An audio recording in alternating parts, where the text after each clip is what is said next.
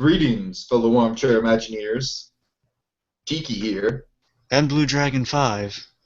and welcome to Talking Mrs. Bates, the show where we check into the Bates Motel.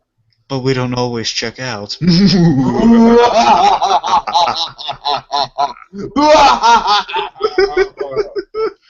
Yes, yes, yes.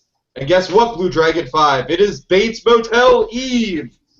Season 3 is coming to us tomorrow night. So to celebrate, what are we going to do? We're going to reflect on Season 2.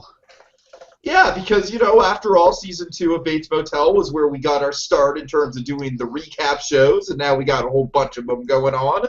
So Bates Motel always has a soft spot in our hearts in terms of getting that whole thing started, and just in general, it's an awesome, creeptacular show, so we figured Season 2, got a lot of dense stuff, a lot of storylines, a tapestry, if you will, as I like to say. So where do you want to start, Blue Dragon 5? Well, what were our thoughts going into Season 2? Well, this is interesting because did you watch Season 1 as it was airing? Yes. Okay, so you jumped on it right from the get-go. You're like, oh, Psycho show sounds really cool. Oh, yeah. Okay. Were you ever skeptical about it? When the first one premiered, I was worried this might be really gimmicky, and then I saw the first episode, and I was really interested in had a Breaking Bad addiction vibe to it. It was like, oh man, I gotta see what happens next. Yeah, well, for me, it was a much different story, actually. Like, I don't even remember. Do you remember the context in which you brought up Bates Motel and recommending it to me? Well, I'm pretty sure we were on the subject of Breaking Bad has brought up another good show to watch. It's most likely most of our conversations happen anyway, so I'm going to say that's what happened. Sure, okay. So I literally watched Season 1 over the course of 2 days. I watched about 5 episodes apiece per day, and yeah, I was hooked. And then when was it a point that we decided to do the recap show? I don't. Obviously, after we had a discussion on one. I guess we just saw trailers for 2, and we were so excited that we had an opportunity to talk about it. Then we decided. Because I remember I literally watched Season 1 like right before Season 2 started. So was I basically like, okay, we'll do the recap? I think maybe here's what I think maybe happened. I think once I saw one episode, I kind of pitched a recap show to you, and I was like, okay, I've got homework to do. I've got to watch 9 more of these things over the weekend. Do you think that's what happened? Maybe. I'm a little fussy on it, to be honest with you, but... All right. Well, regardless, my thoughts going into Season 2, obviously because Season 1 had just started up, mostly, I guess I got what I wanted in terms of the one thing for me. Season 1 was very good, except it kind of was like 2 mini-seasons crammed into one season, like 2 distinct storylines, the Shelby storyline and then the Abernathy storyline. This, as we said, is more of a tapestry. There's a lot of stuff going on. Sometimes for the good of the show, sometimes it kind of halts things a little bit. We'll talk about that, but what was your thoughts going into Season 2? Going into the biggest thing I can applaud 2 for is it really made you want to see it because they had really great marketing, like Mr. Sandman in the little trailers, really selling you on kind of like the hallmarks of Psycho, kind of the sex, murder, and darkness. Of it all, really interesting in that regard. You kind of want to know what happened. Like they had like the whole ominous, like someone knocking at the door, the sheets are bleeding, that sort of thing. So it really was smart in the marketing. That just hyped me up for Season 2. I like Season 1, and they sold me on whatever they're gonna do Season 2. I can't wait. Okay, so do you want to then go through a quick, very very quick recap of Season 1? Sure. Okay, so. Here's the rundown real quick for Season 1. Season 1, Norman and Norma move to White Pine Bay, the craziest town this side of Oregon. Needless to say, dark shenanigans ensue involving rape, drugs, sex slavery, taxidermy, and murder. We meet characters like Dylan, Emma, and Sheriff Romero. We find out Norma covered up Norman blacking out and killing his father to defend his mother. We learn Norma was raped repeatedly by her brother in childhood. Yeah. And we see, after offering Norman a ride to her home, Blair Watson, his teacher, is on the floor murdered by someone. Bum, bum, bum. That's Season 1 in a nutshell. All right, good job. I applaud that. That was good work. Okay, so before jumping into our summary of season 2, you want to run down some of our new characters? Yeah, sure. Let's talk about some of our new faces here. So we got a big one, Cody Brennan, who is kind of the new love in Norman's life. Yeah, she was an interesting one. I kind of feel it's a shame that they wrote her out the way they did because I really liked the way that they were going with her storyline, especially the tension with Norma. They had some really good scenes together. The 2 car scenes with Norma, just really good stuff. It was almost kind of like how Norman hates George. What do you think of her? Oh yeah, I did like her. I mean, at first I was thinking she might just be just the bad girl that eventually meets an unfortunate end in White Pine Bay. But no, they kept her.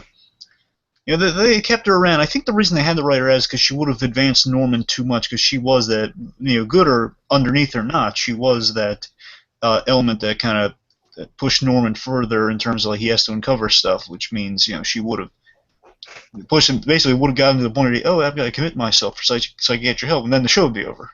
So Right. obviously they can't have her in there for that. Yeah. So they had to get rid of her. I'm glad they didn't murder her, so at least it was kind of a happy exit. But then I like how when she left, she did kind of suggest, hey, listen, you have to grill your mother about it. So at least in her absence, she does move the plot forward. Oh, yeah, that's right. Yeah. When she goes, she definitely causes one of the most iconic fights between Norma and Norman in the whole series. So, yeah, I like just 2 things on her. I like how she did, in fact, she was really she wasn't just the throwaway character. She'd actually have a lot of plot relevance, and I think I like her more as a character than Bradley. But we'll see what. I would say so. Yeah, we'll see what's going on with Bradley next season. Yeah. But the other thing I really like with Cody is that she kind of is a good reflection of Norman in terms of Norman obviously is hiding some stuff underneath the surface, and her the same thing, always a little more in reverse. Like more she wears the darkness on the outside with lightness on the inside. Right. So I did like that in their characterization. So then, speaking of darkness, we have Caleb. Oh boy. Rapist brother. Yeah. I mean, when this guy's introduced, it's just like, oh, it's just gonna be happy sunshine time at the Bates Motel household. Yeah. And so if you allow me, I'll give you a little taste of how Caleb was in fact introduced. Oh god. Thought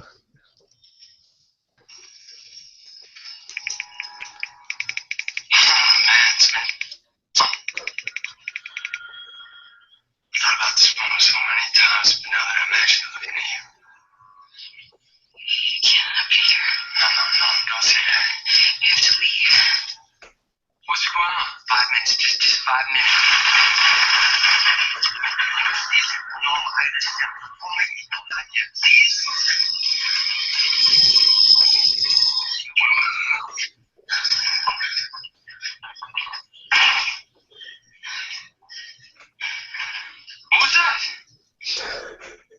What was that?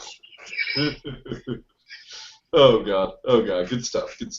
Yeah. So he had a really great build, and I wish his exit was a little better. But I think his exit will get into weak spots, but it's definitely a weak spot in the season.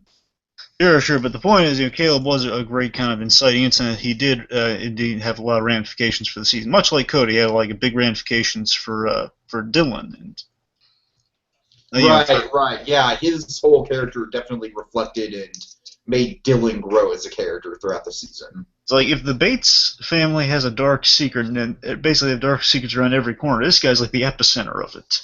Oh yeah. Okay, let's he's see. He's like the dark tunnel in the middle of the Willy Wonka chocolate factory. Oh yeah. Then, speaking of kind of dark epicenters, we have Nick Ford, the big crime boss within White Pine Bay, who's too selfish to buy Dylan a soda. Yeah. Yes, he is, but we'll get into that. Yeah. So Nick Ford, seriously, a good villain for the season, I think. He was. I thought he was a really great villain. Had a lot of really good presence. I mean, for all intents and purposes, I mean, we'll see how season 3 treats us, but I mean, he was pretty much kind of the Gus Fring of the season. Essentially, yeah. I mean, that's the thing is that I feel like with Breaking Bad, and that's kind of my complaint about Dexter as well. Is like, could you imagine Gus Fring being done in one season? it just wouldn't have worked. Like, the way that Gus Fring played out, you had to have done it over multiple seasons. So Yeah. I really hope that we get, like, a big kind of reoccurring villain. I don't know. Maybe it's going to get to the point where Norman himself is going to be that big reoccurring villain. We'll see. Perhaps. But no, like you said, Nick Ford definitely had a presence to him. He's just he just showed up at such I don't know, at such convenient times where it was like, I don't know. I like how he's just so interconnected to the town. He represents kind of like, right. We need someone who could kind of rival Romero in terms of being a threat, which we see as who could potentially even be a threat that worries Romero, which he is throughout the season. Romero is so worried about a drug war starting and this guy retaliating. Exactly. Yeah, that's like the big threat throughout the season. I really like how he's kind of an older guy, and he still like has a lot of an intimidation factor to him. He just represents power. He represents and I love how he kind of pulls Norma into the whole thing, and he just basically sees her as an opportunity and just kind of uses her. I love how I'm sorry. Go ahead. I'm sorry. Go ahead. I like how all the members of the Bates family have a dynamic with this guy. Like they've all met him and all have like their interactions with him. Yeah, and of course he's a big epicenter of the Blair Watson storyline, being her father. So that thing all ties back to Norman. Really, really good, well-written villain for the season, I think. Of course. And let's see. We also have Christine and George. I love these two. Yeah, these two will have some dark secrets yet to be explored because there's so much menace underneath their their happy exteriors. You know who these two remind me of? Don't say the smiley couple. No. They remind me of the Kettlemans! I'm not sure I go that far. They're much smarter than the Kettlemans! Kettlemans! Then again, maybe not that smart, because Christine's essentially boiled her down. She's Angelica with money. Yeah, I mean, I like the Christine that we got, though. I like her kind of slow build of, like, you could tell from the beginning that this woman was kind of coming on a little too strong with Norma. But then again, you appreciated how she was reaching out to her. You know, we saw all throughout season 1, Norma was isolating herself, so it was nice for her to kind of have someone to bounce off of. And then, of course, George. I mean, I don't even think the character himself is really that memorable or well-written or anything like that, but the thing we gotta say about George is the Highmore chemistry there. Oh yes, that was the strongest element between those two. It's just you could feel the hatred coming off of Freddie Highmore. Oh, it was magnificent. For this guy. This guy was like on the surface. When he's in the room, just when Norma's talking about him, it's just like.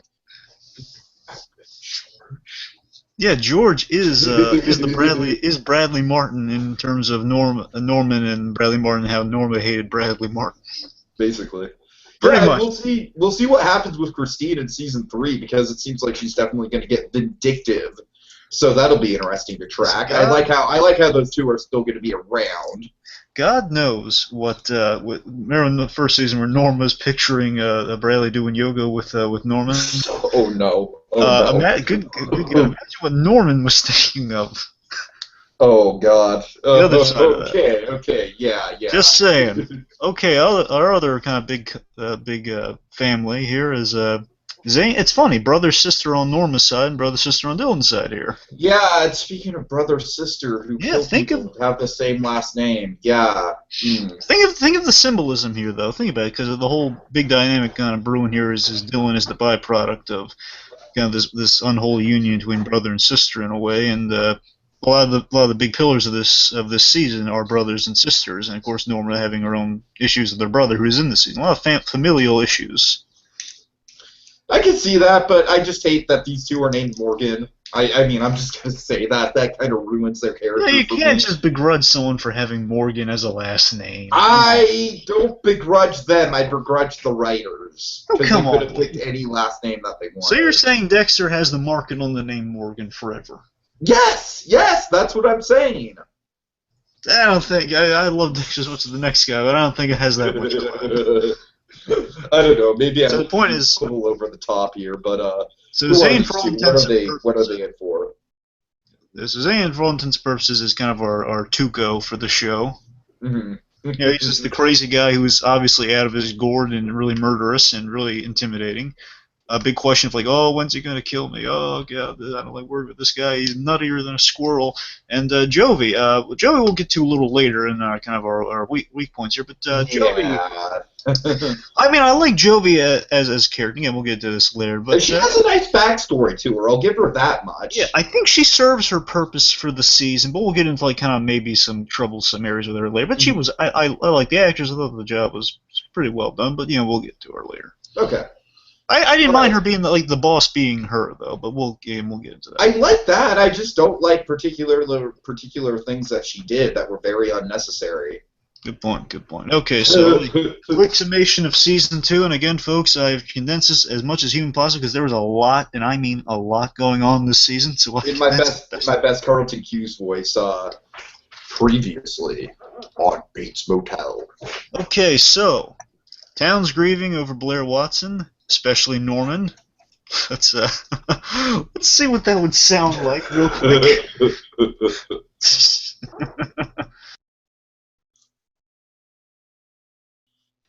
Yeah, this is what it would sound. Did you kill him? All right. Lord God, most holy, O Lord most mighty, O holy and most merciful Savior, deliver us not into the bitter fate of eternal death. Do not shut your merciful ears to our prayers.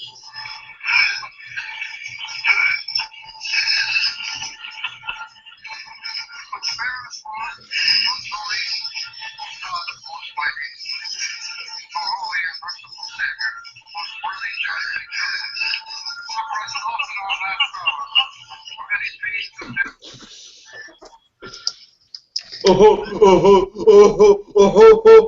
So yeah, Norman's not taking the news too well. No, not at all. Yes. Also, Bradley learns Bradley learns her dead father's mysterious mistress B, and I think.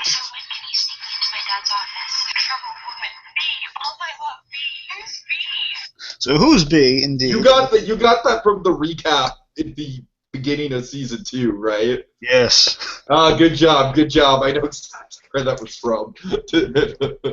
Who's B? So Bradley learns her dead father's mysterious mistress. I like how the actual clip, she doesn't really say it that dramatically. She's just like, who's B? But then we made it a really big deal. We just kept going on and on, just like, who's B? Who's B? So we find out who's B is Blair Watson. And her father was killed by Dylan's boss, Gil. She kills him, then with Dylan and Norman's help, she skips town. Meanwhile, Norman and Norma, they audition for a play. They don't get in, but Norma meets Christine and her brother. Sorry, she meets Christine, and Norman bonds with Cody working on the sets for the play. Meanwhile, Crazy Man... Because it's a great way to stay in shape. Meanwhile, Crazy Man Zane Morgan takes Gil's job, declaring war with Nick Ford, making Dylan, Remo, and Romero's job more difficult and dangerous. Oh, yeah. So as Norma worries about the bypass, her rapist brother, Caleb, drops by, causing a rift between Dylan and the family. Not good. Norman unsuccessfully confronts Caleb and begins blacking out more frequently. Meanwhile, Emma and Cupcake Boy are hitting it off as well as Norma and Christine's brother George, and Norman and Cody, despite Norma's protest. Nick Ford lends Norma a hand in the bypass matter, and she starts moving up in the world. Yay for Norma! As the war heats up, Dylan soon meets the big boss, Zane's sister, Jovi. Norman and Cody's relationship meets a dark end when her abusive father meets an accidental end down the stair. A little much psycho there. Oh, yeah. Where's Norman, this is a spark in Norman to find out what his mother's not telling him, and Romero finding out that Norman had sex with Blair Watson the night she died, which is, again, not good for him. So, as a rift forms between Norman and Norma, Norman's kidnapped by the Ford's men and put in a box as leverage. What's in the box? Norma burns her socialite bridges as she kind of, in intensity of the moment, she's kind of like saying, she's yelling at George and burns some bridges with Christine. It's going to pay off next season. Dylan and Romero put an end to the drug war, resulting in the death of all parties involved, and they rescue Norman. Yeah. Woo. Romero demands a lie detector test for Norman. No escaping it. Norman comes to grips with the revelation that he, in fact, blacked out and killed Blair Watson and his father. Norma consoles him, really sweet scene, and at the end of the day, he foils the test with the truth. And let me play that truth for you, folks. It's one of my favorite parts here. Let me play the truth here for you. Uno momento. Wrong one. Sorry about that. You're a dick. Kill Blair Watson. There we go.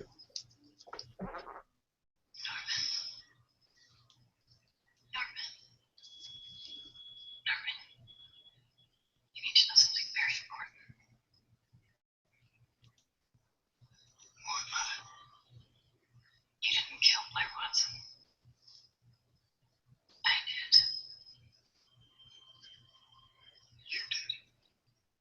Yes. We have to keep this a secret.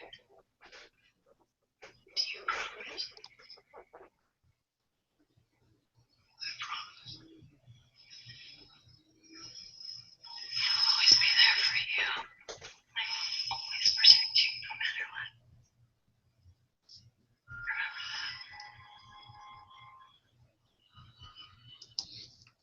that. So, he didn't kill her. So all bridges are mended after that. He passed the test of flying colors, yeah. Dylan's in line for the drug business. We're going to see that next season. And Norman, we end with a fantastic shot of Norman glaring at the camera with a dark sense of what's to come next season. Oh yeah. That's season 2 in a nutshell. All right, so you want to go through quickly sum up some of the storylines that we got this season? Yeah, we're gonna discuss. You guys have watched the show. You know what every plot point is. So we're just gonna tell you what we thought about the plot points here. So, Okay. So let's talk about the Bradley stuff that started the season. Right, so Bradley stirs things up big time when she kills Gil, which I thought was a good idea. That if you're going to get your story moving, the idea this has huge ripple effects. Because with one character exiting White Pine Bay, not in the body bag, it's so funny that she leaves and basically everyone else's life gets more miserable. Yeah. I mean, I don't think her life's all peaches and cream herself, but Oh yeah, still, I mean, just think about it in retrospect that because she left, all this stuff happened. Because then we have the Morgans coming into town. right. Zane Morgan comes in. Misunderstanding happens, initiates the drug war. Oh God, Because not good. they think it was a member of Ford's family. They start the war. Dylan ends up getting hit by a car and everything. Yeah, kind of a nice domino effect that Bradley had throughout the course of the season. Yeah. I like how for an episode we actually thought that Norman and Bradley were kind of going to have a Dexter and Deb kind of dynamic where Norman was going to kind of teach Bradley to be a killer. Remember that? Remember that little prediction? Huh. No, I remember my stupid predictions. I don't remember that one. That's the one that's actually kind of a good one. No, maybe I made that prediction, but yeah. But of course we were proven wrong next episode. Yes. Oh no, I mean, it's nice to see Bradley on the show. I'm glad that she's coming back. Not sure if it's going to fit into our whole pet theory of her being Marion Crane, but that's for a different story. That was just way back in season 1, though. Yeah, I know. So the point is, I do like the idea kind of Bradley stirred things up in town. She really got her plot moving at her departure. Because remember, this is because she left that eventually got Emma to bond with Cupcake Boy at the whole misfire of a bonfire. Mm. And of course, that bonfire also bonds Cody and Norman together. So it really got a whole lot of stones turning. No, very true, very true. Yeah, throughout the first 3 or 4 episodes, her departure is really what sets things in motion with the season. Okay, so let's. Do you want to talk about the play? Yeah, South Pacific, the much speculated upon South Pacific. So. Well, I like how I literally made it a season finale of our little recap show, where I was like, one of these days I'm gonna look up the meaning to South Pacific one of these days, and I ended up doing it for the season finale. Good times. Apparently, good it relates times. more to, and apparently relates to Norma's story with Christine and George. It relates to a woman being caught up in very shallow socialite type people, which I would say would be a good reflection of the George and Christine storyline. Yeah. So yeah, the play. So basically, the play was initially designed as like it's a little hiccup in Norman getting Bradley out of town, but then of course it leads to meeting Cody and Norma meeting Christine. So again, it's really, we had higher expectations for it. We thought it was we're gonna have like we thought it was like literally going to be like one of the main plot points of the season. We thought the finale was going to be the night of the first performance. We were all into it. Oh god. Yeah, we were way off with that one, but still, the play idea was kind of neat. I got to tell you, in retrospect, though, aside from just getting his point A, point B, and basically giving Norman an excuse to get away from Norma and be with Cody. Right. It didn't serve a lot of purpose, but it was kind of a fun thing to get the ball. Yeah, but I mean, still, when you look at the meaning of South Pacific, at least thematically, it kind of ties into everything. True. Okay, let's see. So we got Norma, speaking of which, South Pacific, Norma befriending Christine and George, that whole thing. Norma was put in a tough place this season, obviously, as she always is.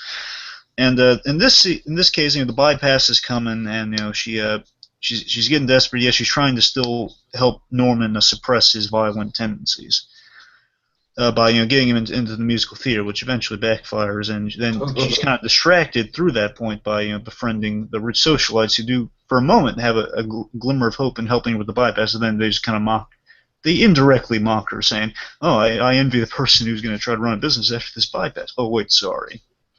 Essentially, yeah. Essentially, and what do you think about how these relationships ultimately ended? Well, I kind of I liked it. I thought it was very realistic. Like I said before, I think Christine was handled in a way where when she first came into the picture, it was just nice to have to see Norma have someone to bounce off of and whatnot. But then I like how she kind of slowly revealed herself to be sort of just this cutthroat socialite.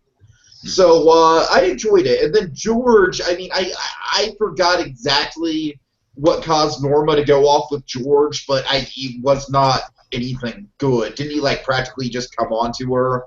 I rewatched it a few times, so here's what I got from it. That I think it's just a weak scene, to be honest with you. I think that's the reason. I mean, they had to happen, basically, these two breaking up, but the way it was executed is that I don't think it's intentional that he comes off as a scumbag, but that's just the way it does with the dialogue for some reason. Okay.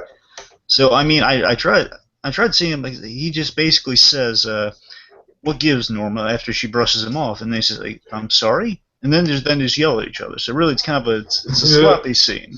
All right. So I don't think it's just his character, but then again, they might be revealing stuff in season 3, so I don't know. But maybe it's part of a plan. But to me, it comes off as maybe kind of a weak writing moment. Okay. They have so many strong ones. Of course, there's going to be a few weak ones. Yeah. Well, the thing with the friendship and kind of Norma getting to the whole social status is that this does lead her to Nick Ford, which I did like that idea. Okay, well, how would she meet Nick Ford? Well, she's mingling with the socialites. Well, not only does it lead her to Nick Ford, but it also leads her into the position that she briefly takes in City Council. Yeah, City Council. Mm-hmm. Oh, that's just that one meeting she had, that very important, very memorable. With the very ominous guy. Yeah. Well, let's save that for when we talk about her movement against that bypass. Okay. We'll save it for then. Okay, well, let's talk about our drug war here. So we got the Morgans versus Ford. Yeah, this whole thing could have been handled a little better. I thought this whole thing took up a little bit too much screen time, in my opinion. I don't know, I did like it, though. I mean, it was a little extra on the side, but I thought it was always... Well, it's like when you watch the show, you watch it for the Norman stuff, and that's kind of the big selling point. And I think with Caleb coming into the picture, which we'll talk about in a second, it kind of gave Dylan a little bit more dimension that tied into that. But I don't really think the drug war storyline has much to do with anything revolving Psycho. So that's why I'm not really as into it as I am with some of the other stuff on the show. The only thing vaguely would have is in common with it would be obviously a sheriff kind of being in control of a town. Mm-hmm. Because, I mean, in Psycho, the original Psycho, is they have a sheriff. It's not Romero, but it's a sheriff something or other. It'd be awesome if it was Romero. It would be. Believe me, I watched that movie hoping it was like, oh, come on, give me like a Deputy Romero or something. I don't know, something. Right. No, it's not the case. But, they have a Romero. There's no Romero, but they have a sheriff like knows Norman Bates and knows like the family and stuff. So I mean, there's that, and also the other thing would be I think just in terms of like copious amounts of money. Obviously, money plays a big factor in the Psycho movie, and maybe that's the only connection you really have with that in terms of like it's about money. It makes sense for the setting at least. Yeah, plus I mean if you were looking for another potential connection would be like kind of how money in business like this can corrupt people doing bad things for money and how it kind of ruins people's lives. Like I said, I just think too much of the screen time was taken up by it. I felt like it was a little bit distracting to some of the other stuff at play. Well, I mean, the reason I like is obviously, you and I, we both like Dylan, and for me, I was sucked into. The whole throughout the season, the big wrong prediction we had was like, oh, Dylan's might fight it. Yeah. So I honestly thought our beloved Remo got a little bit repetitive.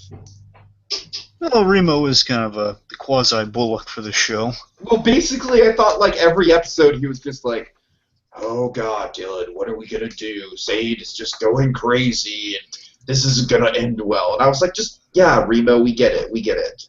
Yeah, even Dylan called him on that once. He said, do you have any suggestions for how to get out of this? Then please stop reminding me. I don't know, got a little out of hand. I'm kind of hoping Remo's going to have a bigger part next season with that, as Dylan kind of rises the power. Because he had a big part in Season 1. I mean, he had a bigger part in Season 1, I should say. Yeah, in Season 2, I mean, we like him, but yeah, as we said, he's kind of a little off to the side, a little bit just worried about Zane most of the time, but at least he made it through. I mean, in the context of the series, just like the idea, okay, well, Dylan's going to distance himself from the family, and he's going to be in these dire straits, because basically he's a guy who now has a little bit less reason to live. He has a lot to live with. Learning about, he's the product of a really dark, unholy union here, and he's just kind of, he basically is like at this point, he's destined he feels almost as if he's destined to die because he was never destined to live, almost. And I think that's a good transitioning point into Caleb. Certainly. So let's see, we get Caleb's introduction. Again, Caleb kind of messes with the works here. I mean, one, he has a huge impact. We get to see how he inspires Norman. Oh yeah. He really, I would wager, just thinking about this season as a whole here, I think Caleb is the factor that really accelerated Norman's blackouts. I think because he showed up, then he blacked out more frequently because, well, now he started. I think you're right. Yeah, looking back and rewatching it, I can definitely see that happening. Yeah, I mean, it was maybe a little bit of Cody's influence too. Maybe I still don't know if the alcohol was the best idea for the blackouts, but. But yeah, I definitely think Caleb coming back into the picture was not good in terms of Norman's mental state. Yeah, I think it was such a traumatizing event that it kind of sparked his black. Because think about it, he didn't have a blackout until after Caleb entered the picture. So I'm thinking, yeah, so Caleb was such a traumatic event, it kind of awakened the inner Norma Bates in him, and then, he attacked and whatnot. Okay. And from that point forward, he just becomes more and more unstable because it's such a traumatizing situation. Basically, whenever he feels stressed or like a similar situation, which he gets into with Cody's father and so on and so forth later on, he snapped, and that happened there.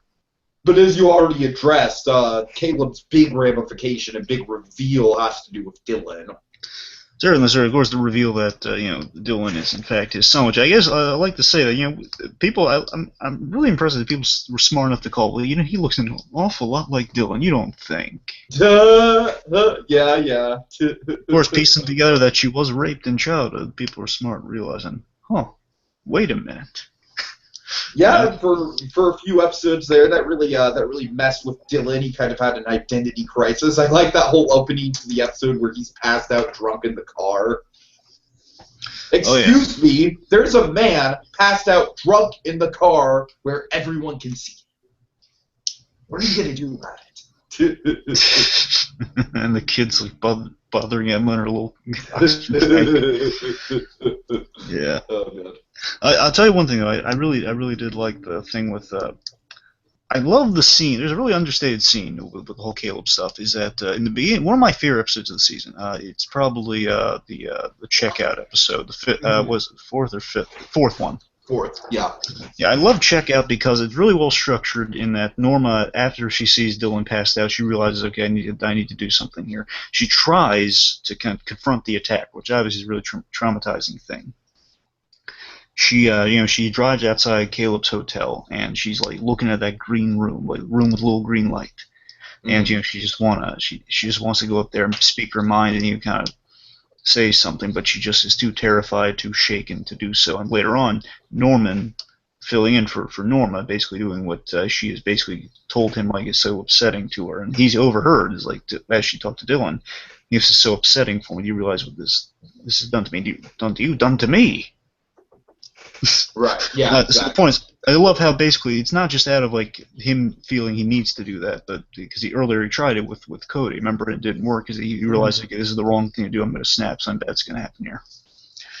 But my point is, I love how like it begins with Norma, like she herself can't bring herself to do it, but like she is doing this. It's fulfilled through Norman. I like that. Yeah, and I think another kind of understated element of Caleb is I like the whole thing with him giving the money back to Dylan. Yeah, again, that's a really interesting thing with 3. I'm really interested to see is that he said Caleb, the way Caleb spins it first, obviously he doesn't want to bring it up because it's a really dark subject matter. So obviously this did happen because obviously Dylan was born. However, Caleb is still holding something back, some piece of information, and I'm thinking there's like a detail that maybe either the parents forced this on him or something. I don't know, some dark detail. I think we were speculating about that in season 2 a little bit, right? Like, yeah, I just can't figure what that detail is. I don't think he was completely lying because again, he did give the money back, so he has a conscience. This guy, exactly. But still, he's justifying horrible things to himself. So we'll see. Okay, you want to talk about the bypass stuff? Sure. So, with the bypass stuff, we were picking up our last episode where bypass is coming, which obviously not good for the motel business, which will be why in Psycho it is such an easy spot to get murdered. Oh yeah, because it's very out of the way. Exactly, barely anyone stops by, and if someone does stop by, it probably won't be missed. Sure. Let's see. What was the big kind of shot that was rang out by Norman Bates that kind of running gag of the season here? Let me see. It was bingo. Here we go. Excuse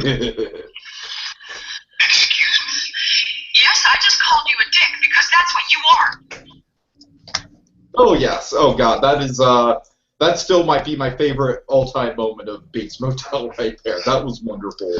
She goes into a really great impassioned speech after that, by the way. Really funny about that. Basically about how the whole town's run on weed and the mothers, worrying about the books that their kids are reading, stuff like that. Being too violent, too like sexual and stuff, and she's like, "Hey, that's life, ladies." And also, there's actually a really good line in that speech about how life is like something you crawl your way out of and hope to go through, and that is the line. It's actually homage. It's an homage to Psycho. Is it? Yeah, because I believe Norman Bates says that when he's talking to Marion Crane, basically if his mother was put into a mental institution where people they claw their way out. Okay, yeah, right. I can see that. Yeah, okay. I think I could be wrong. I watched it like last Saturday. I watched it Saturday or something. I can't remember exactly, but I think it's when it was. Anyways. Of course, the bypass ties directly into Nick Ford, and that's kind of where we get him into the picture. So I like how he does actually form a fruitful partnership. He says, hey, look, the bypass is no picnic for me either. Because, the bypass, remember, why is the bypass bad for Nick Ford? It's because, I don't even remember. Does he directly say? Because I was watching it, and I don't think he ever directly says anything about it. They don't say, but why do you think it would be bad for Nick Ford? Just think about it. I don't know. Do you have any theories? Okay, let's see. It would be bad. Okay, so if the bypass happens, obviously there'd be less stops at the Bates Motel. Well, I remember in the first season they wanted trimmers to stay at the Bates Motel, but I don't think it's why Nick Ford wants it there. I think it's because it would attract too much people, and less people in the town, the better. I could see that. I could see that as good logic. Yeah, they could have explained that a little bit, but I could see, yeah. It's like with a town like White Pine Bay and all the local politics and the dark stuff and, weed business, yeah. You can see how you don't want the big box stores coming around. Yeah. Maybe Okay. that's it. Okay. But anyway, so I do like kind of the union happen there between Ford and Norma working towards a goal, and like Ford being kind of like the backer behind it all, saying, "Okay, I'll help be that." And then of course Norma. We get a classic scene with the villain on his yacht. Yeah, he had a really nice yacht, by the way. Oh God. By the way, so the thing with Nick Ford that was really interesting is that he. Nick Ford, he's gone through a loss. Blair Watson and his daughter dying, and I guess he's really throwing himself into the business after that point. And obviously, he's trying to quail a war and find out who killed his daughter, and he doesn't know who. And Romero just turned up a guy like Kyle Miller, a guy he just found, and he just puts it to bed. So then he's just on with business. He's that good a businessman. Right. So, this was sad. This was depressing, and really, it'd be interesting to kind of examine Ford. What Ford might be going through all this deep down, because he did lose a daughter, and he has a great moment though in when he's talking to Norma later on after Norma kind of says, "No, look, I don't really talk to Dylan that much." He has this great line where he says, "I made the same mistake with my daughter. Don't wait too long to get in touch with your kids, no matter what." Yeah, that's what I kind of liked about Nick Ford, was that he was most definitely a villain, but he had humanity to him. You know what I mean? He definitely was doing things for his own moral benefits, I think. I think the good thing with Ford was that he kind of, in terms of like relating it all to Norman in the end, because that's where we're all heading at the very end of the show anyway. Of course. Is that Nick Ford is a really good smooth talker. He sells you on things. He has that intimidation behind him, much like Norman has in Psycho. Sure. He's really unassuming, and he's some likability there, but there's a darkness underneath you don't fully trust. Mm-hmm. People hear the name Nick Ford, and he's the big pillar of the town. Like, we don't want to mess with that guy. You're paid up with the right people, Norma Bates. You've made the right friends, and of course, even just. Norma just makes an offhand reference. This is important. Norma feels responsible for the death of a human being, too. Like, she feels responsible for Lee Berman's death. I mean, she did call him some names, and yes, but she didn't want him to die. I love that's the running gag of everyone. Like, Norma gets a little moment of success. Hey, listen, I'm doing things right in this crazy town. So apparently, nothing bad's happening at the moment aside from the Caleb business. It's like she hits a low with Caleb. Then she starts to get, hitting a high. She's with the high society people. She's got a boyfriend. The bypass is basically looking like it's going to be shut down. Hooray! And then to find out there are definitely consequences for this sort of stuff. Lee Berman, man, had to die because you attract death with what you do. Then she gets onto the city council. Mm-hmm. That's how she got onto it, because Lee Berman. I love that. Right, then she's constantly reminded of, like, whenever she says, "Oh yeah, I made that public."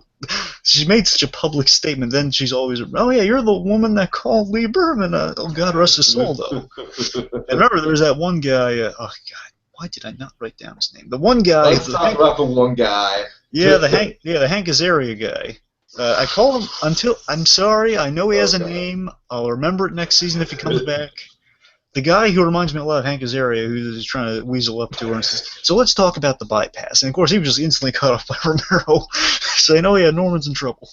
Yeah, it was very. It was not well edited, I think.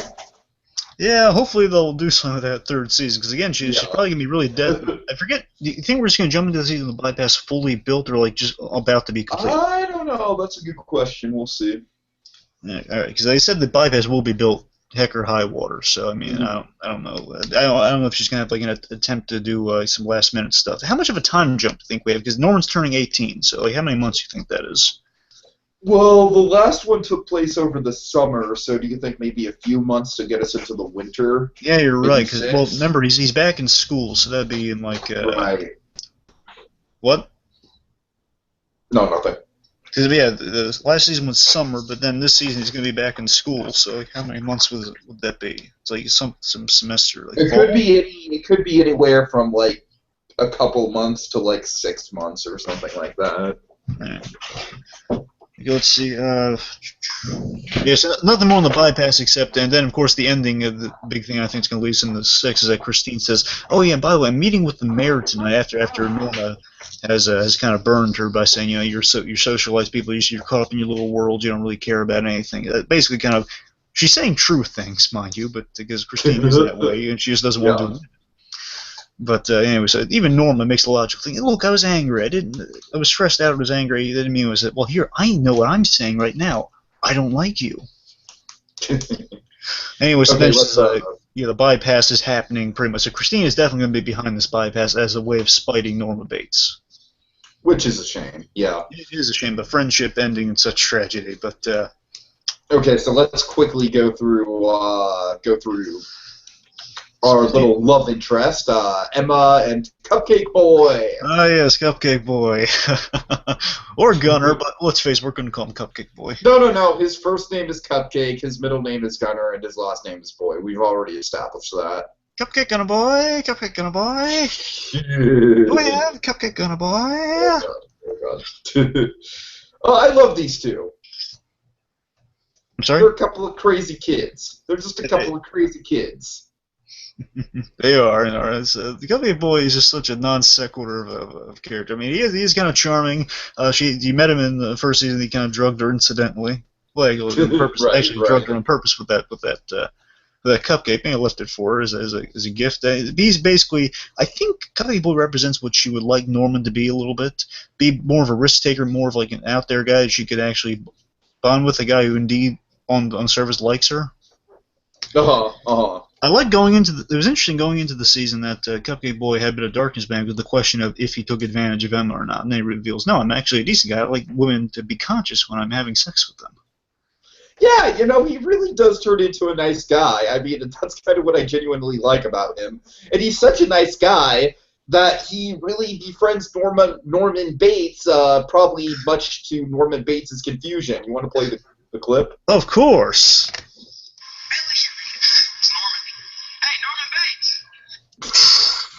So we had so much fun with that last season. Yeah, the running gag is that Cupcake Boy he barely knows Norman at all. He's been in the hotel. He's been in the same room as the guy pretty much, right. And he instantly says, "Oh wait, that's it's Norman. Norman Bates." It's so happy and so exuberant, right. And I love just the payoff to that. Like Norman's yelling at him for being kind of reckless. Yelling at him and yelling at Emma for being reckless, for endangering. Yelling at Cody. Yelling at Cody, and then Cupcake Boy for like stay out of this, Gunner. Right. Really, really funny. I did like the dynamic they had, and of course it was a big milestone for Emma that she lost her virginity. I love a little sweet scene between her and Norma talking about it, and the dark implications there being Norma did. Of course, yeah. Norma didn't have the wonderful. I really like the whole theme of Emma and the whole make bad choices thing. How it's like she just wants to be a regular teenager at that point. Yeah, and I think Cupcake Boy is kind of a bridge to do that. Right. Cupcake Boy kind of brings all that out in her, and I think she likes that. What do you think? Do you think we're going to get more Cupcake Boy action in Season 3?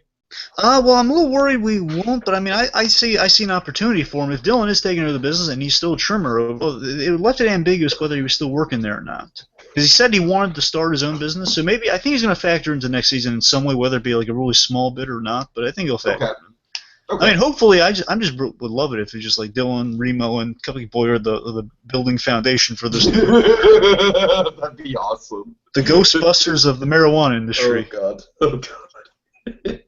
All right, next up we have. Well, what if there was a softball game between the White Pine Bay marijuana distributor and the Albuquerque blue meth industry? Oh boy. Mike playing pitcher and. Because we love Mike. Yeah, I'll leave that up to the imagination. I'm kidding. But okay, let's move on to our next one here. So we got speaking of Cody. The Cody-Norm relationship does meet an unfortunate end. We see kind of a parallel between having lousy, abusive fathers between the two of them. Right. I really like that scene in the closet where he blacks out. That was really intense. You know me. I love that. I love that little blackout moment. Like we see a young Norman Bates and his mother cowering in a closet away from that horrible father, which I really would love to see Sam Bates, Norman's father, explored in season 3 because he was an abusive guy and he did kill his father after all. Now he's going to be knowing that he didn't do it. So I'm really interested to see basically make it more justified. Even the Christmas thing we did, I suggested, what if we saw him feeling remorse over his father, at least discussing with Dylan the issue of like killing a father or like having a really bad father, obviously. Oh god. Oh god. Oh, that Christmas special. Yeah, some things it'd be something interesting, you know. But yeah. So again, Cody did kind of create a rift between her lasting. Sorry. The whole thing with Cody and Norman, as I said before, I love how it eventually leads to the ultimate rift. Because again, if Bradley Martin was bad, Cody is a lot worse for Norma. Oh yeah. Oh yeah. I think it's just visually epitomized by the fact she's driving Norman away from her. Yeah, literally, quite literally. Every time Cody shows up, she's like just playing like loud, blaring music at the hotel. She does not give a crap. She knows Norma hates it, and she plays it, just to spite her, basically. It's just the scene where like they're in the car, just Norman's just like waiting outside. I love that scene. Just the third wheel, like, hey, we're talking here about you. Wait out here. Right. And of course, I love that Norma is still sympathetic towards Cody losing her father, but still she is more concerned about Norman saying, listen, you cannot tell anyone about his blackouts. It could be really bad for him. And of course, Cody caring equally as much for Norman, saying, hey, listen, you got to find out what your mother is worried about. You're going to be her pawn the rest of your life. Sure. And of course, without Cody, wouldn't have like the ultimate realization by Norman of what happened with Blair Watson. So she did play an important part this season with that stuff. Yeah, I thought she was a really well-realized character for what she brought to the table in terms of, like, she wasn't like a main character or someone who was going to stick through the story all that long, but she definitely had an impact for sure. Yeah, and you felt bad for her when you see how bad her home life really is. It's like exactly. I love how there's a bit where Norman says, she. Where Norman says, she's a nice girl, mother. And no, I don't have that one, but I have something similar to it. There's the choir of Norman and the nice girls and boys throughout the year. I don't think you're a nice girl. I don't think you're a nice man. You're such a good girl. Yeah. Good job. Yeah, but I love that Norman. I don't think you're a nice man. I love that Norman is sticking up for Cody, and basically, the idea that outside, maybe not so nice looking, but deep down is good, a good inverse of Norman. Mm-hmm. Yeah. Right. Anything else to add on the Cody stuff overall? Nope. Right. I mean, yeah, it's good that she had somewhat of a happy ending compared to everyone else in this series. She's going to live with an aunt with smelly cats, but still, out of that house that you have with her father. Yeah. Okay, so let's move on to the main mystery of the season, which is Blair Watson. Who's B? Who's B? I think the question... Wait, did you just say who's E? Yeah, who's B? No, I think the question we should be asking is who's E, as in who's Eric. Oh, right. And what the hell does Eric ever have to factor into this damn thing? Yeah, Eric was the red herring given to us last season. Like she was on the phone talking to Eric, and at least I like that they brought it up. Yeah. So, and I tell you, actually, good props on the marketing here, because on YouTube they had like a little video, the Blair Watson sex tape, which was I believe what was his name? Kyle Miller. Kyle Miller, the other guy. He apparently there's a tape on YouTube like him from his POV holding a camera, and had like little nods and little stuff. I'm ashamed we didn't catch earlier on because we saw a little picture of her and Nick Ford. Oh, okay. On nightstand and whatnot. And the point is, it's like hours before the dance, like before she puts on her lingerie. It's like she's about to put on her lingerie she wears later for Norman.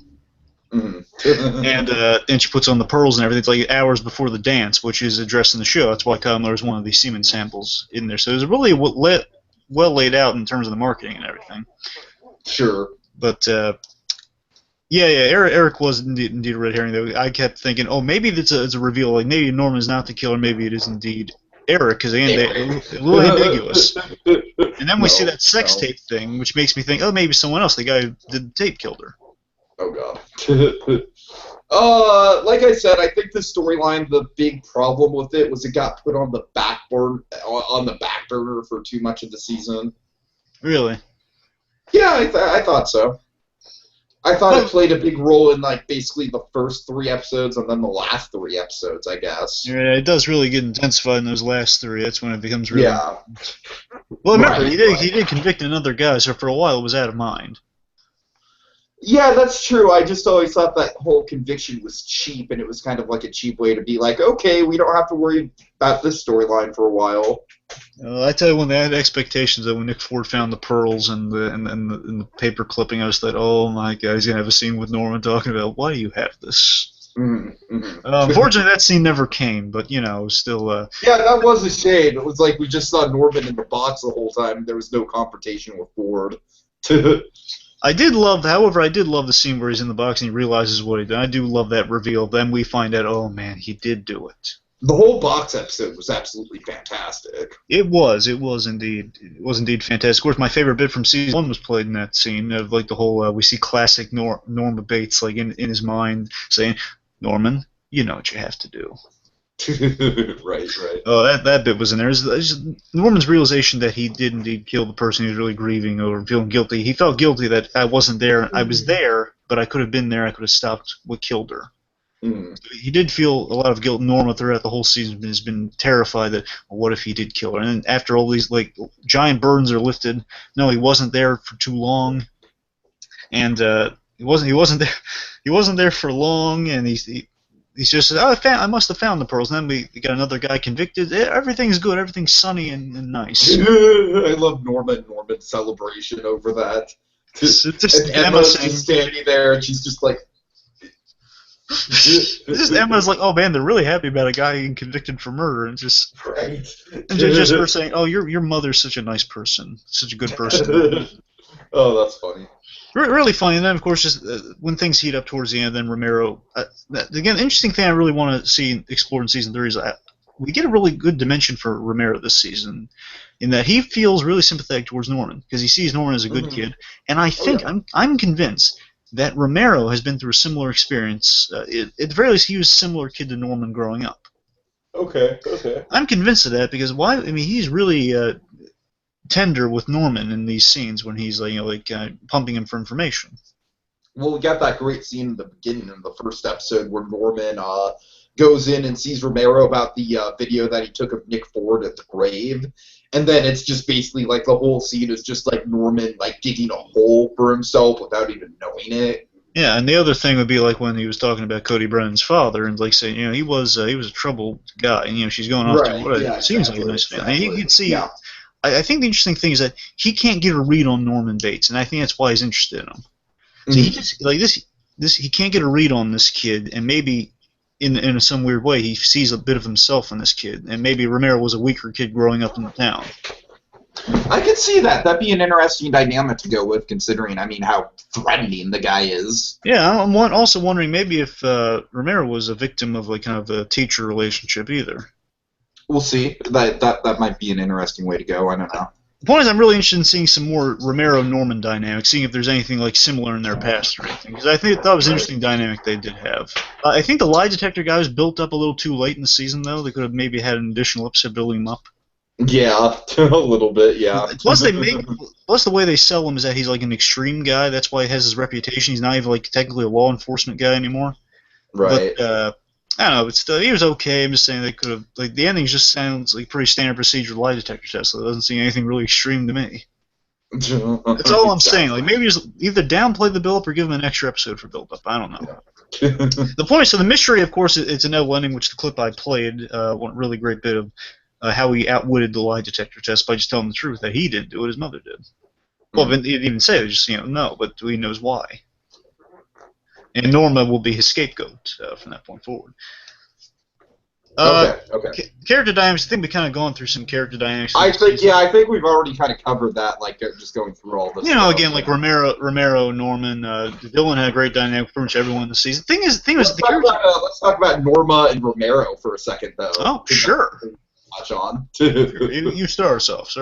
Well, of course, you gotta love one of the best storylines of the season was when Romero, his house got burnt to the ground. And so we had to move into the Bates Motel, and that just caused a whole triad of funny moments with him and Norma. Just a nice little kind of like goofy sort of, I don't know, just really really light comic moments in the midst of the dark season.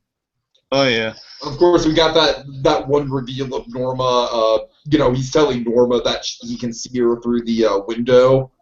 Yes, I love that scene. By the way, just him said like casually as they're talking about something. She's mentioning that she's up for the chair position. He says you're never getting that spot.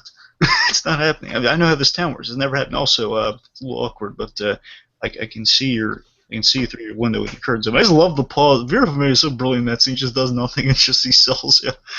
How? And then in the same scene, we have the great where she's asking like, "Hey, Sheriff Romero, I had a question to ask you. It's getting a little old saying Sheriff Romero. Can't I just call you by your first name? Yeah, call me Alex." Of course, the funniest two of the funniest moments. One is like when she sees Romero because he obligatory after he pounds the crap out of Zane. He has to obligatory get hit once so we can have the scene preceding that where he's and following that when he's putting the ice on it. And of course, she sees Romero injured and so the man with the god complex, as Zane calls him. Mm-hmm. I love, by the way, just the idea of Romero's a god complex because he is kind of the god of the town in a very vague way. She just sees that and she doesn't even stop the car. She just pulls over and just tracks him to the ice machine. Right. While the car doesn't stop moving, it just gears following him to the ice machine and before he can get into his room again. And of course, the great scene of like her kind of like it's funny the way she gets close to people, she mothers them almost, and she's she's like mothering him by saying your wound's getting dirty. Let me clean it up. She does that. She does his laundry. Really sweet moment. Really really cool. It'd be nice to see those two kind of hit off a little more next season. Yeah. Any other dynamics we haven't covered yet? Well, again, I think Dylan had a good dynamic with pretty much everyone. So did Emma. Emma even had a great moment with Romero when she's just saying, "I'm sick of people. I'm a person, I'm sick of people not telling me anything." It is Romero's like, and he's completely unequipped to handle the situation. Maybe you should. And the dynamic of Emma just being constantly on the outside of the Bates family worked out really well. It did, with Norman giving her some big information. I think we'll see next season how long she can keep it under her hat. Mm-hmm. And I have some faith in her though. Anyways, also like the thing where Romero is so ill-equipped to handle this, he just says the most kind of unintentionally insensitive thing to her. Maybe she gets some fresh air. Oh, God. Unintentional, but still funny. Okay, by the way, here's just a moment to celebrate Romero's awesomeness. Okay, go ahead. They were trying to intimidate me. I might have to burn you down to the ground. You tell anyone, and I'll hang you from the highest tree for illegally running a sample of the Berkeley database. I gotta go. Thanks for the Oh, good stuff. Romero never short of threats. Oh, yeah. Yeah. Actually, hold on one second. It's a special surprise. Okay. This is just see if you can piece this together. Sorry. There's a string tied between our hearts. Sound familiar? No. That's Romero. He's doing an Anthony Perkins impression. Oh, shit! Oh. That's cool. That's Was it on like a talk show or something? Well, that was on like a little casting, little fun feature they got. That's fun. That's fun. Funny fact is that he points out that he looks. And this is true. It's a true fact. Never dawned on me. He actually looks a lot like Anthony Perkins, and he sounds identical to him when he did that. He does a little bit. Yeah. It's amazing. It's uncanny.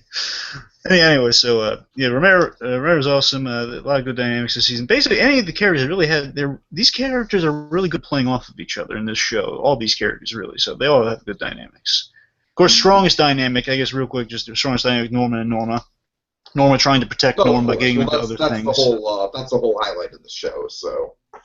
Exactly. Let's see. Okay, well, we got about 15 minutes. We got about 15 minutes. So how much more of this can we get through? Okay, I think we get briefs of the rest of these real quick. Okay, so big surprises. When Norman blacks out, he turns into his mother. That was a huge reveal, and of course he killed Blair Watson. The Dylan reveal about how Caleb's his father, that was big. Of course. Anything else? Well, so, who's B? Blair Watts. Not much of a reveal, but something just still was played big. Let's talk about some wrong predictions real quick. Let's not dwell on these, so spare me some embarrassment. Okay, okay, let's see. What did I get like I wrong? said, I totally thought that Bradley and Norman were going to become kind of like co-conspirators in crime after the end of the first episode, and that obviously didn't happen. Yeah, I predicted because they had a really weird. Maybe it's just played just because it was a weird choice. Norma asking about blackouts while she was at the gynecologist, which made me think maybe maybe Shelby had some. Maybe there was a little bit of trace from Shelby before he died. Oh no! I was thinking maybe there's going to be a Shelby baby plot afoot. I didn't know. I didn't expect her. I didn't expect her to deliver it or anything. I thought it was going to be a dark story, but Right. I'm just saying, why on God's earth will we talk about this at a gynecologist? That's what I'm asking. Because it's uncomfortable. That's why. Because I know. The series is built on uncomfortable sexual tension like that. I guess. Well, next season's going to be built. The big standing points of next season are going to be built upon that. So we'll see. Sure. Okay, we definitely got the whole Dylan being killed thing wrong numerous times. But they did intentionally I'll call play. one of the most embarrassing ones. What? I'm sorry? No, I'm sorry. What were you saying? I didn't hear what you said. What were you saying? Ugh. Oh, I was just saying, I want to call out one of your most embarrassing wrong predictions. What do you got? Okay, I remember one of the episodes, there was a promo, we saw Remo pointing a gun at Norma, and you were like, oh no, Remo's going to kill Norma, and I'm just like, no. I don't remember. In 1,000 years. I don't remember him saying that he was going to kill him. I think it was going to be like against Norma, like he was going to be holding it threateningly. I didn't expect her to die. Okay. I just expected her to be in danger. You were way off on that. I was expecting Remo was sent to threaten Norma Bates or something, like bring her in or something. Right. I don't know. I could be wrong myself. Remember, I don't think I was that dumb, but I could have been. I don't know. Let's see. Anything else that was really wrong? Trying to remember. Well, of course, we never did get that Nick Ford confrontation that we wanted between him and Norman. True. There was no Emma's dad, which hopefully will be rectified. No Emma's dad. That was more just wishful thinking than anything else. I remember I want Caleb to return, but hopefully we'll get that this season. I think we will. Let's see, anything else? Oh, Eric, of course. Eric's just kind of the running gag in terms of Eric. In terms of predictions. Emma also may be meeting an end. Remember, the plunge looked really bad for her. That it did. Yeah. Well, to be fair, they did kind of sell us on Dylan maybe dying. That was in the promotional stuff. It looked a lot like it was going to be bad for him. Yeah, to her credit. Okay, that's. I don't know. I think it's enough wrong for. I think so. I think we covered it. We're probably missing a lot of stuff. We got much more wrong than this, but we're kind of stretched sometimes. So let's move on. Okay, weak points of the season. Okay, we kind of touched on this a little bit, but let's go through them. Jovi Morgan. Yeah, Jovi Morgan. So, Jovi, for me, awful character. I think, again, you're right. Backstory for Jovi Morgan is actually interesting. It actually makes these strange stuff. To me, she's like kind of like a drug poison ivy. That's the way they tried to sell her. A drug poison ivy. Oh my God, that's. Are we talking Batman and Robin poison ivy here? Well, maybe not as bad, but I mean. I'm just thinking, like, remember, there's that great scene where I've got some wild oats to sow. Oh, don't start that. Don't start that. The point is, my point is, like, remember she had that kind of that cool little moment with Dylan where she combines her herbs and everything, like it has like a poison ivy setting almost, like she's surrounded by plants. A little bit, yeah. That's the vibe I got off. Talking about that. So my prediction, this might be a wrong prediction, but also a weak one. Like, the way they built, I think they built her up too much. In terms of, she was kind of like this big herbal specialist. She believed in herbs and stuff. She's really good at her job at first. And, like, I was thinking she was going to have, like, a Ricin-y plot at the end. Like, she was going to poison Zane or something, kind of like Ricin in Breaking Bad. Yeah. I thought something like that was going to happen. But no, she... my big issue with her was just, I just did not... I thought her obligatory sex scene with Dylan was just totally obligatory and just not needed at all. It didn't advance either character at all. I didn't. I think it would have been okay had they made her more of a threat towards the end. Like maybe like she was a person. She was a villain with personality in terms of she actually gravitated towards Dylan for a bit. But no, it didn't. But Really. as of now, it just totally felt like, hey, sex for the point of sex. Well, Remo Yeah. did point out she is kind of easy in the bed with the employees. Yeah, I don't think that's an excuse, though. I thought it was just lazy. I don't know. The thing that bothers me most about that would be just like towards the end, she really they built her up so much, and the big reveal. Oh man, we're seeing the big boss. But no, it was a good. I liked the direction with the character. I just think it was just didn't meld well with what they set up in terms of she. Yeah, I agree. I could see her getting that. With Yeah, that, you know what I mean. Like she kind of at the end of the series, she pretty much said. She told, "Do what you have to." Like she was in control at all of the situation. That's the thing. Like she didn't really give any orders or anything. She wasn't that much of a boss. No, she wasn't. I mean, they've been building the all. boss since first season, like the big boss. Like barely anyone's ever meet the big boss. That's true. I'm just saying that's the weak point for me with Joe. I mean, I liked her. I like Diana. I just wish they built her up differently if they're going to go the ultimate route they did with her. I don't know, but I mean, I like the idea of a rational person needing Dylan was also a rational guy. I thought that was kind of a neat idea. But then again, Jen just killed her off, so really nothing much in the end of the day. Okay. A weak point. Okay, I'll just play my weak point. Go ahead. Assuming I can find it, I'll find it in a moment here. Just 1 second.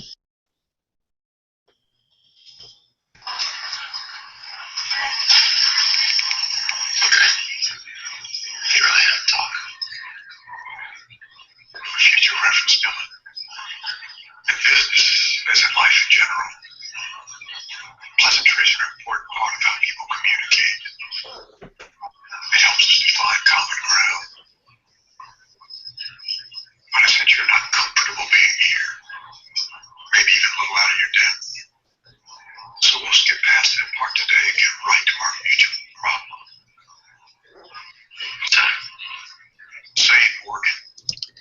So yeah, that kind of I know it doesn't really do justice just not seeing it, but he's talking about pleasantries in that moment, and I just noticed, long drive. They're going to like 2 towns from here, and they're in a nice pizza parlor, it would seem, and I couldn't help but notice Dick Ward has like a cup of coffee. Waitresses going around, drinks and beverages all around. I couldn't help but notice Dylan was not offered any of these pleasantries. Like, hey, you want something to drink? Can I get you anything? Oh, I mean, this has turned into one of your huge running jokes throughout the year, man. You've taken this far beyond Bates Motel. I'm just saying, Nick Ford, he's a guy of means, a guy of money. He's talking about pleasantries. It bugs me. It bugs me more because he's talking about pleasantries and stuff. I mean, the guy walks in. You have to wait for. You lets him sit and say hi, hello, and say, "Oh, can I get you something?" No offer. He's berating him for not being pleasant about the pleasantries, and he's just sitting there with coffee in his hand. I'm just saying, take your own advice, man. I guess. Yeah. I'm saying a long drive. I'm sorry. Go ahead. The one other really bad moment in season 2, I think, was maybe how they handled Caleb's departure. So you want to talk about that really quick? Yeah, well, Caleb's departure, I'm going to give him credit in terms of... Oh, they have one big gripe with Caleb's departure. Thanks for bringing it up. The big thing is, I wish Norman could at least... It's kind of a shame that, Norman, a big guy who our show is based around here, you can't just get one victory with these blackouts. Always, like, Shelby's knocking him around when he blacks out. He never really gets anything done when he blacks. He tries to attack Dylan. Thankfully, he didn't attack Dylan, but still he tries to attack Dylan. He's not landing any punches. I'm saying the guy really deserved it. He pulls out a knife, really awesome. Apparently, by the way, like deleted bit in the promos. Apparently, they delete some scenes from the promos. There's going to be a bit where he pulls a knife. That was like an alternate take. He pulls a knife out, like right in between them, and then he says, "I'm going to kill you." Then, so they cut that out. And they alter for different things. It's fine. It's like equally surprising. Still, the point is, I just wish he could have sliced, cut the guy a little or something, because he deserved it. I mean, give Norma some victory in one form or another. Give Norma some victory. Sure. Against the rapists, so now, my friend, we have 5 minutes to cover 5 bullet points. Okay, sure. Favorite, let's see. Favorite moments and highlights. You go ahead. Okay, well, I definitely think the "You're a Dick" speech that you play definitely qualifies there. I think the entire Fox episode was just intense, and probably my favorite episode of the whole season was Plunge. I really thought Plunge had a lot of really terrific tension-building stuff in it. Of course, Cupcake Boy was always fun, all the in-jokes that we had with him. So just overall, it was a lot of good stuff this year. A lot of good stuff. Yeah, a lot of good stuff. For me, some of your favorites? Sure. I played one of my favorites. I love the ending to the season. I think it was much stronger than last. Last season was a good cliffhanger, but this was a really good ending and making you want more. The ending we have here, a lot of good scenes built up to that moment. Norma talking Norman out of suicide, which was a noble action. But in Norman's mind, it was a noble action. It's so funny in the grand scheme of things. Like, she would have saved so many lives had she not talked him out of it. right. But still.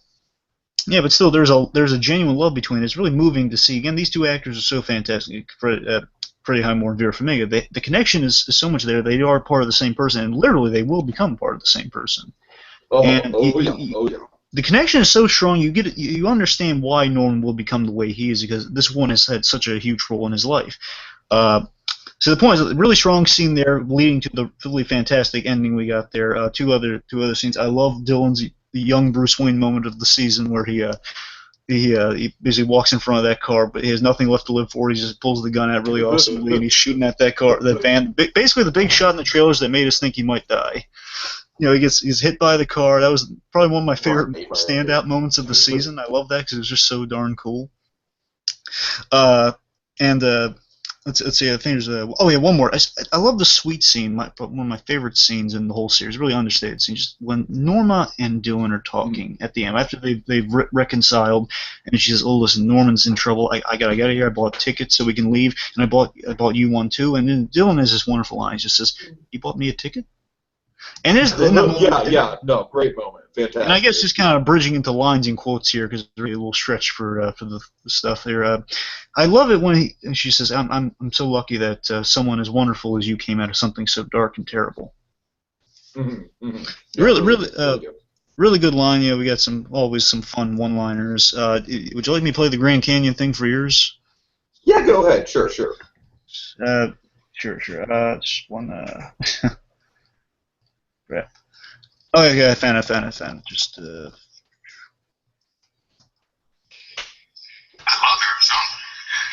The Grand Canyon. Oh, the Grand Canyon. Me too.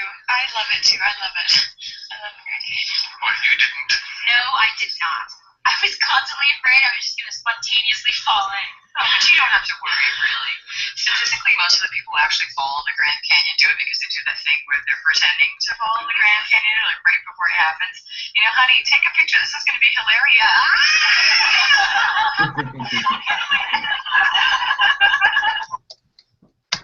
yeah, pretty much that. You want to explain why you like that, Tiki?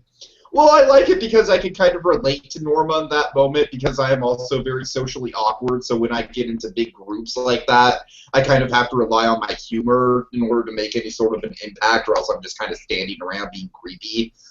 Much like Norman Bates. Hey, it's Norman Bates. That line is awesome. It is. It's really hard for me to quote this series. There's so many good ones, but that's probably one of my favorites. That was a spare, going through billions of lines, so I'll use that one as my favorite. Anyway. Can I ask you a question? Can we combine overall thoughts with our closing thoughts? Oh, sorry, I meant that pretty much the same thing. Anyways, yeah, we'll save for closing. Yeah, pretty much, yeah. Best pretty much our favorite moment, so we're going through just season 3 hopes then. Okay, season 3 hopes. Yeah, I just definitely hope. I honestly hope that Christine becomes a bigger presence as an antagonist, because I'd like to see someone like that kind of develop throughout multiple seasons. Of course, we have to hope for the best when it comes to Caleb, and when I say hope for the best, I basically mean hope for the worst, in terms of, I really hope that storyline starts ramping up into high gear. With Emma, I guess, we kind of maybe hope that those crazy kids get together. And honestly, do you want to just go over the episode titles just really, really quick? Okay, really quick. Read them off. Okay, well, I'm going to have to get to them. Hold on. Improv for me really quick. Sure.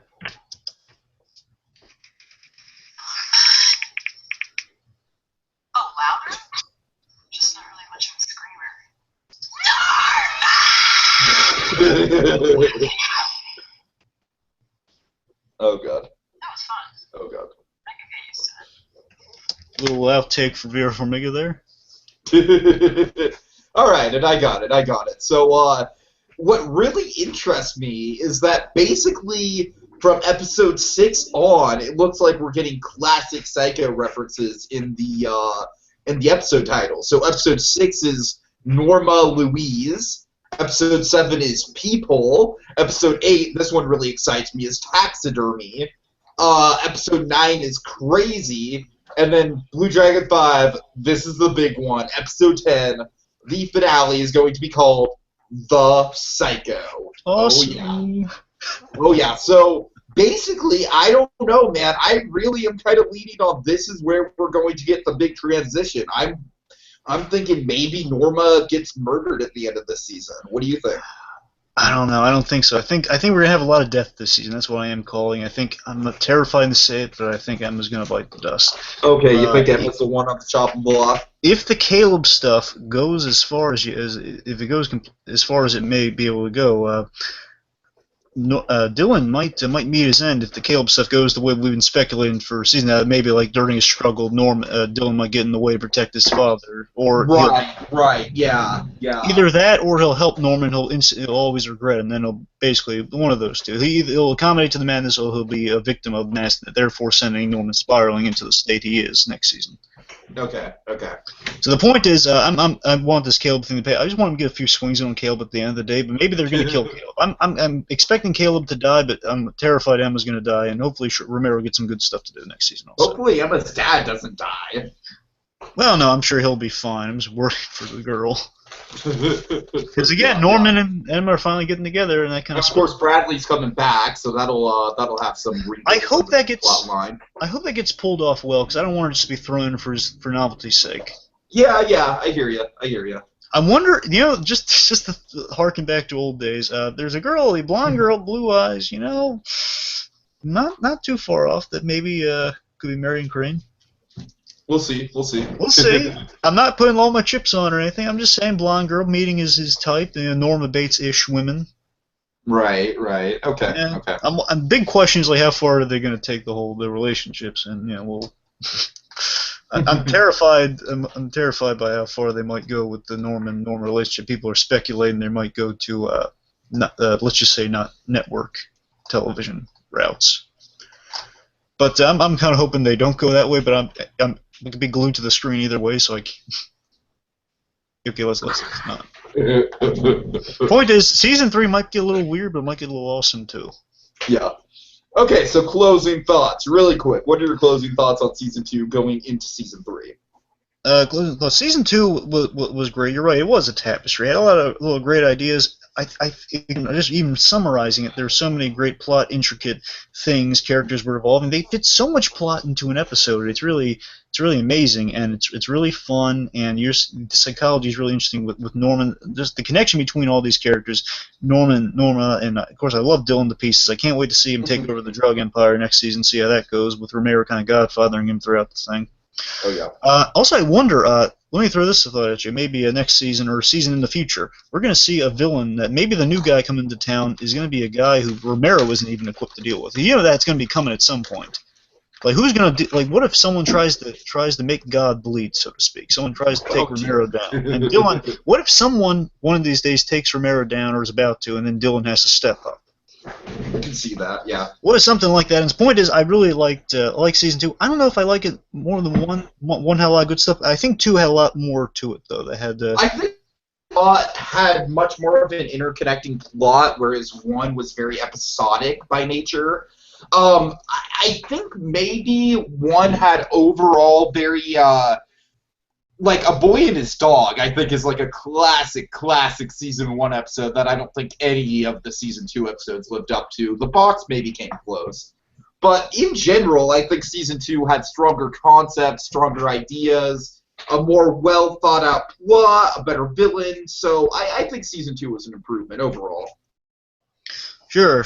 Yeah, 2 is chock full of so many great moments, especially out of context. Oh god, yeah. So many great moments. It was a blast to talk about, and I can't wait for season 3. It's gonna be great. And I guess the once we usher us into season 3 before we actually close out the thing, I want to play this clip. Oh, go ahead. It's a quote from Psycho. It's been worked into the season. Nice. Awesome. And I guess with that, we will see you guys on, the episode airs on Monday, but we will see you Thursday when we come back for our recap show. And until then, I guess the only thing left to say is, Norman! Wait! Hold it. No. What? We don't come back till Thursday. We haven't reopened yet. All right. Bates Motel reopens next Thursday. And there will be jars, folks. There will be jars. Jars for good little girls.